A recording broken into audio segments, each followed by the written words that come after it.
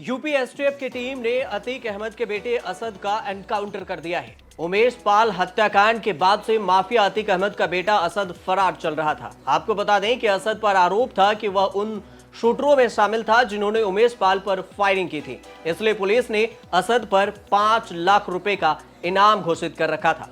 अब UP STF ने UP के झांसी में असद का एनकाउंटर कर दिया है। एनकाउंटर में शूटर गुलाम को भी पुलिस ने मार गिराया है। एसटीएफ एडीजी ने कहा है कि असद के पास से हथियार भी बरामद हुए हैं। एक दिन पहले ही अतीक अहमद को साबरमती जेल से प्रयागराज लाया गया था। इस बार अतीक पर उमेश पाल हत्याकांड के सिलसिले में सुनवाई के लिए उसे अहमदाबाद जेल से यहां लाया गया। अतीक ने मीडिया से बातचीत करते हुए पहले ही कहा था कि उसके परिवार को तंग न किया जाए और उनके परिवार को टारगेट नहीं किया जाए, लेकिन इस बीच में अतीक के बेटे असद का एनकाउंटर कर दिया गया। हम आपके जरिए गवर्नमेंट से कहना चाहते हैं कि बिल्कुल मट्टी में मिल गए हैं, अब हमारे औरतों को बच्चों को परेशान न करें। आपने माफियागिरी करी क्यों थी?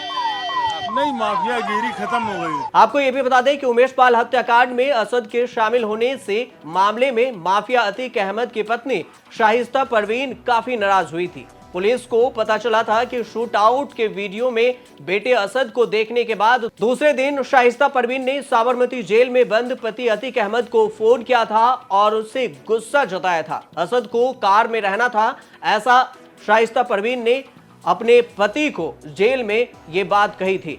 उसे बाहर आकर गोली नहीं चलानी चाहिए थी, फिर ये कैसे हुआ? अतीक के रिश्तेदार ने इस बारे में पुलिस को बताया था कि फोन पर अतीक ने शाहिस्ता से कहा था कि उमेश पाल को मारने के बाद 18 वर्ष बाद उसे चैन मिला है, अब जो होगा सो देखा जाएगा। अतीक ने यह भी कहा था कि असद शेर से कम नहीं है, उसे शेर की तरह काम किया है उसने, अब रोने और झगड़ने से कुछ नहीं होगा। उमेश पाल हत्याकांड की छानबीन में अब सामने आया कि हत्याकांड में अतीक के बेटे असद समेत अन्य शूटरों के इस्तेमाल के लिए 16 आईफोन कटरा में एक शोरूम से खरीदे गए थे। इसके लिए आईडी का इस्तेमाल किया गया था और यह भी पता चला था कि आईडी की व्यवस्था अतीक के नाबालिग बेटे असद ने ही की थी। उसने अपने कई दोस्तों से 5000 रुपए में आईडी ली थी, जिसकी मदद से फोन और सिम कार्ड खरीदे थे।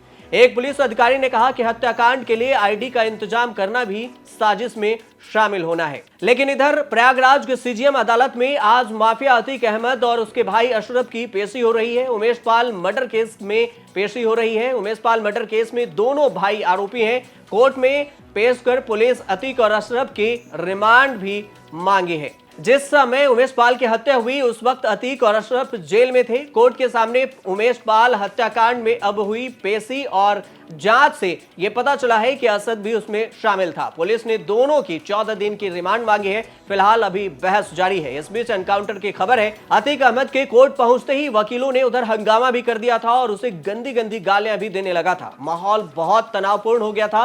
वकील लगातार नारेबाजी कर रही थी, अतीक को गालियां भी दी जा रही थी। कोर्ट कैंपस के अंदर इतनी भीड़ थी कि पैर रखने की भी जगह नहीं थी। वकीलों और पुलिस के बीच में काफी नोकझोंक भी हुई। इस बीच अतीक अहमद को कोर्ट में पेश किया गया। 24 फरवरी को प्रयागराज के धूमनगंज इलाके में बीएसपी विधायक राजूपाल के हत्या की गवाह उमेश पाल के भी उसके घर के बाहर ही सनसनीखेज तरीके से उसकी हत्या कर दी गई थी। लगातार बमबारी की गई थी। उमेश पाल की पत्नी जया पाल ने अगले ही दिन 25 फरवरी को अतीक और उसके भाई अशरफ, अतीक की पत्नी शाहिस्ता परवीन, अतीक के 2 बेटों और 11 अन्य लोगों के खिलाफ शिकायत दर्ज कराई थी। उमेश पाल के अपहरण के जुर्म में अतीक को उम्र कैद की सजा सुनाई जा चुकी है। अब मामला उमेश पाल हत्याकांड का है। इस बीच अतीक के बेटे असद का एनकाउंटर हो गया है। उसके साथ उसके शूटर गुलाम का भी एनकाउंटर कर दिया गया है। आप देखते रहिए न्यूज़ तक।